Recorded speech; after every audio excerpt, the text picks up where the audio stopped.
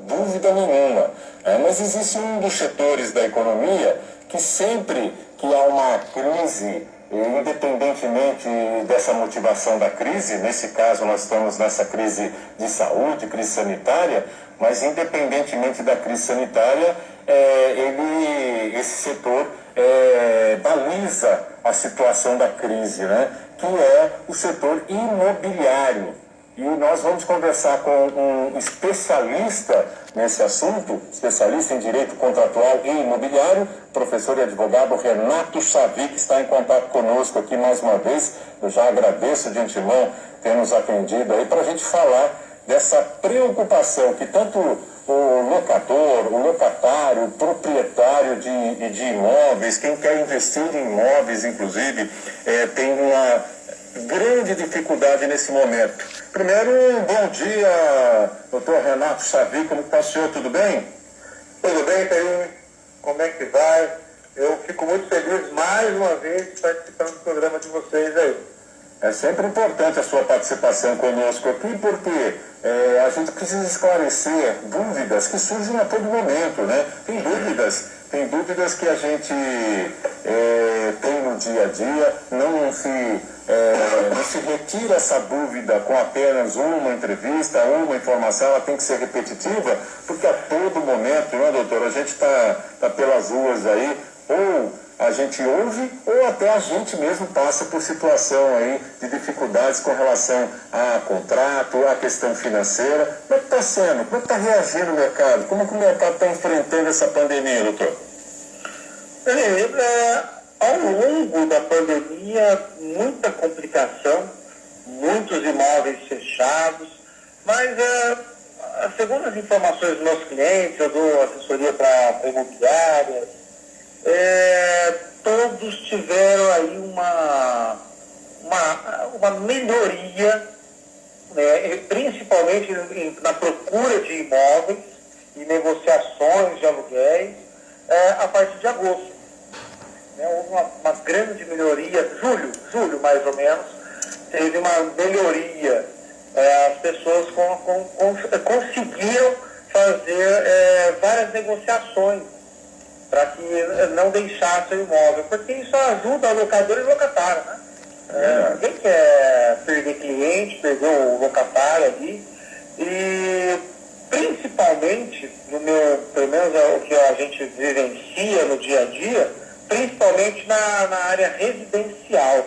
A comercial, infelizmente, teve uma queda muito grande de locação, né?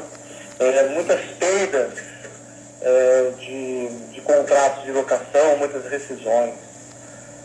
A gente tem sempre dito aqui, desde que a pandemia se instalou, e a gente percebeu que ela não terminaria tão cedo, né, que se conciliar, conversar, debater com relação aos contratos seria uma melhor saída aí para que os prejuízos não fossem tão grandes nem para uma parte nem para outra. No setor imobiliário me parece que é a praxe, né, doutor? Perde todo mundo, né? Se houver a intransigência, perde todo mundo.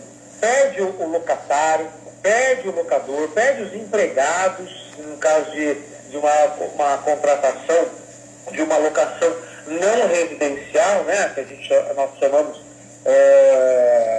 de comercial, perde todo mundo, perde o comércio, e isso não é bom, porque o locador vai perder aquela renda. A gente fica pensando no seguinte, a locação, um exemplo, R$5.000. Eu prefiro receber 2,5 durante um certo tempo do que não receber nada, né? Perder o locatário e ainda ficar aí, né, com IPTU para pagar, condomínio para pagar. É mais interessante, e as pessoas têm realizado muitas negociações. Lá no escritório nós temos participado de várias negociações. E as partes estão bem solícitas nessas negociações, principalmente o locador, porque ele quer manter o locatário, ele não quer perder o locatário, e o locatário ele quer manter o negócio dele, ou até mesmo a residência dele. E, então, isso vai acontecendo de uma forma bem positiva. Eu estou vendo, nesse momento, com uma forma muito positiva. As pessoas, acho que se sensibilizaram muito pelo esse tempo que nós estamos passando, e eu vejo com bons olhos ainda a negociação por um tempinho, até nós termos um desfecho de vacina, de cura, de uma retomada, principalmente, né, na retomada da economia, na retomada do comércio. Vamos ver agora se com o Natal há uma recuperação do comércio, que é muito importante essa retomada do comércio, porque o comércio faz girar a economia. Isso precisa. Está faltando esse tempo de pandemia, tudo parou, muitas pessoas desempregadas, menos dinheiro no comércio, menos dinheiro na cidade, e isso atinge não só os particulares, né, as pessoas, mas também atinge impostos, IPTU, prefeitura, tudo, né? Isso não é bom de jeito algum. E esse alerta que o senhor faz com relação a esses dados, essa preocupação, serve para aquela pessoa que está sendo intransigente, né, que exige que o pagamento seja feito conforme o contrato estabelecido, no caso comercial, por exemplo, quando o imóvel é comercial, porque muita gente fechou as portas, muita gente está fora do mercado por causa da crise vivenciada nesse momento, e está muito mais difícil realocar o imóvel, né? Relocar o imóvel. Relocar. Oi? Exatamente, a palavra certa, relocar esse imóvel. Relocar o imóvel está bem. Hoje está um pouco mais tranquilo, porque nós percebemos numa atividade no mercado das pessoas saindo de imóveis grandes e indo para imóveis pequenos durante um certo período. O mais interessante é que não é uma regra ir para imóveis grandes, e sim o contrário, ir para imóveis menores com valores menores. Eu observei algumas matérias na mídia de pessoas indo para imóveis maiores, porque estava todo mundo em home office. Não é uma regra, é uma exceção. Não é regra isso. Por quê? Porque vai gastar mais. E as pessoas, quem é profissional liberal, tem empresa, fica sempre mais preocupado em manter um valor de despesas mensais mais baixo, né, para realmente ter dinheiro para uma diversidade, uma perda de emprego, uma diminuição de comércio, né, de vendas, de prestação de serviços. Então as pessoas têm tido essa precaução. Isso é muito salutar. É ruim para a economia, mas é salutar para a pessoa, para a economia doméstica dessa pessoa. Muito bem. Fala-se muito no prolongamento do home office, né? Que muita gente começou a trabalhar em casa durante a pandemia e que muitas empresas e os próprios profissionais estão se adequando a essa situação que poderá se tornar, inclusive, algo mais permanente. Isso, de alguma forma, na sua visão, vai afetar para melhor? Ou que situação o senhor verifica aí com relação ao mercado imobiliário, o home office? Olha, o home office veio para ficar. Não vai, isso eu duvido que vai mudar. As pessoas começaram a ter o home office, que tudo é costume, né, para as pessoas, é costume, hábitos. Nós não tínhamos esse hábito de ficar em casa trabalhando, home office ou teletrabalho, são coisas distintas, mas nós não tínhamos esse tipo de trabalho. Dar aula, né? Eu dei muita aula e dou aula em casa, pelo computador. E é estranho no início, depois nós vamos nos acostumando. né? Como fazer, comprar um equipamento melhor, comprar uma webcam. As pessoas começam a se adaptar e começaram a se acostumar com isso. Eu me acostumei. Então, eu acredito que hoje o home office, o teletrabalho, o home office, vai ser muito utilizado. Vai ser muito utilizado pelas empresas, pelas pessoas. Ontem eu tive uma...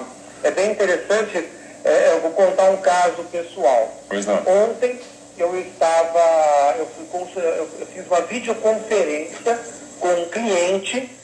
Ele tem um imóvel aqui em Campinas, que nós ajudamos na administração. E o interessante, ele mora na Inglaterra. E nós estávamos em videoconferência conversando sobre problemas do imóvel, ele na Inglaterra e eu aqui em Campinas. E nós conversamos tranquilamente, sem interrupção, sem caída de chamada. Então, agora vai acontecer isso, vai acontecer essa aproximação tecnológica e não vai mudar. Em condomínios, assembleias virtuais, eu tenho a máxima certeza que isso vai ser incorporado no dia a dia das pessoas. Eu estava analisando o que o senhor estava falando, você falou de condomínio. Condomínio ele tem certas restrições aí para o acesso, né, de pessoas, evidentemente preservando a convivência dos condôminos, a privacidade dos condôminos, mesmo em áreas comuns, entre os próprios condôminos, evitando ali pessoas estranhas. Eu acho que de alguma forma pode alterar, de repente, a gente tem hoje o chamado coworking, né? Que são espaços que são oferecidos para que se faça algum tipo de trabalho temporário, uma alocação num tempo já determinado, mais rápido. Um condomínio pode decidir também por oferecer um espaço que ele tenha lá para que o condômino também possa fazer esse tipo de trabalho?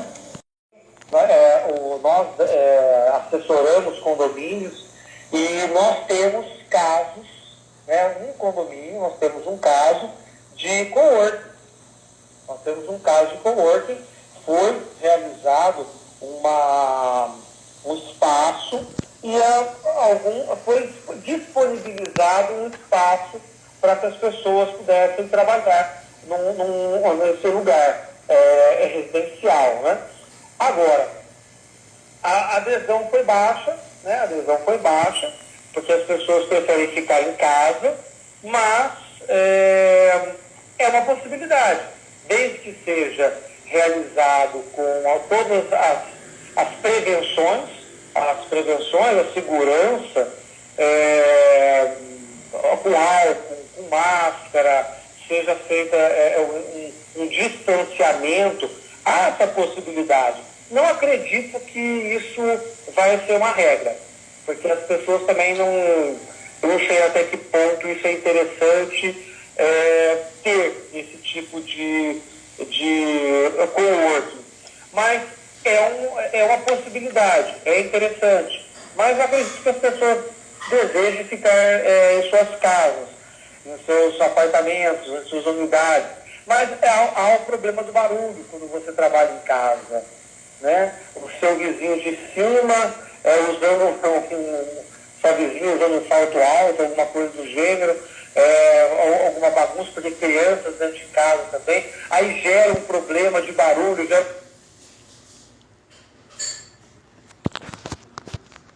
Principalmente aí pelo bom entendimento. Para a gente finalizar, doutor, todo esse bom entendimento, ele requer aí uma segurança jurídica, né? De repente, se eu vou conversar com o meu locador para melhorar umas condições para pagamento do meu aluguel e ele concorda, ocorre tudo como o senhor falou aí, da boa maneira, as boas intenções são colocadas à mesa, mas não é importante, de repente, isso vá para um contrato, seja feito um aditamento no contrato, para que se garanta a tranquilidade no desenvolvimento posterior ao contrato, posterior à pandemia, por exemplo? Pergunta inteligente, hein? Pergunta inteligente, com a máxima certeza.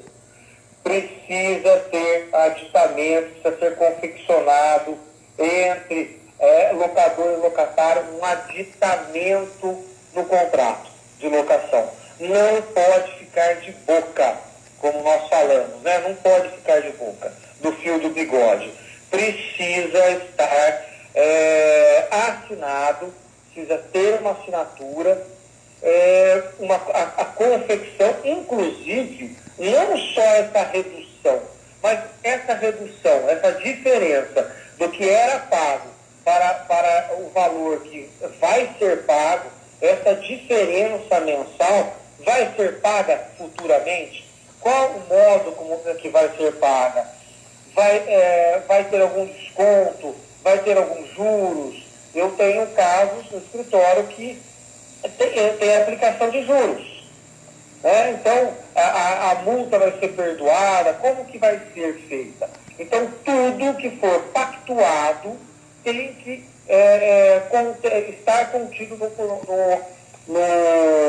contrato. Não pode deixar o contrato não pode ser omisso, porque isso vai gerar problema mais tarde. Então, precisa ter um contrato, um aditamento contratual assinado pelas partes, para que não haja nenhum tipo de dúvida, para que não haja mais tarde um conflito. Então, gera um conflito. Muito bem, doutor Renato Savi, especialista em direito contratual imobiliário. Quem quiser entrar em contato com o senhor, saber mais detalhes, tirar informações, tirar dúvidas, obter mais informações, como pode fazer, doutor? Olha, eu indico o nosso site do escritório, que é o www.ferrarsampaio.adv, que é a abreviatura do advogado.br. Lá tem mais informações, tem artigos que nós escrevemos e tem a possibilidade de contato. Vamos repetir o site, doutor? Vamos lá, www.ferrarsampaio.adv.br. Muito bom. Doutor, muito obrigado mais uma vez pela sua participação. Tenho certeza que esclareceu muitas dúvidas, porque nesse período aqui todos temos dúvidas, não só nesse, como em outros, mas nós estamos vivenciando uma situação bastante difícil e tenho certeza que o senhor ajudou muita gente que ouve aqui em toda a nossa Campinas e região metropolitana, a Top FM. Muito obrigado mais uma vez por nos atender. Tenha um ótimo dia, doutor. Eu que agradeço, estou sempre à disposição. Um abraço a todos. Doutor Renato Savi, especialista em direito contratual e imobiliário, conversando conosco aqui no Passando a Limpo na Top FM. Passando a Limpo, trazendo prestação de serviço e informação para você. Passando a Limpo.